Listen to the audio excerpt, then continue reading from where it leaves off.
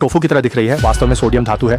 हैरान रह गए ना? अच्छा, हम इसे काटते हैं और देखते हैं। देखो, ख्वाजों की किताब में लिखा चांदी जैसा धात्विक चमक वाला है ना? सोडियम के रासायनिक गुण हमने रसायन की कक्षा में सीखे थे।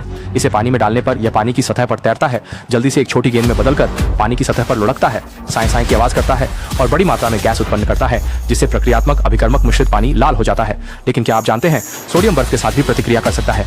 जब हम सोडियम को बर्फ के टुकड़े पर रखते हैं तो हम देख सकते हैं बहुत जल्दी गैस उत्पन्न होने लगी और सोडियम भी निरंतर पिघलने लगा। अचानक एक तेज आवाज और एक चमकदार आग की लपट के साथ बर्फ के टुकड़े में एक जोरदार विस्फोट हो गया। तो आगे क्या तुम्हें पता है कि सोडियम और बर्फ की प्रतिक्रिया ज्यादा जोरदार क्यों होती है? हमारे पुराने नियम के अनुसार टिप्पणी में बताएं।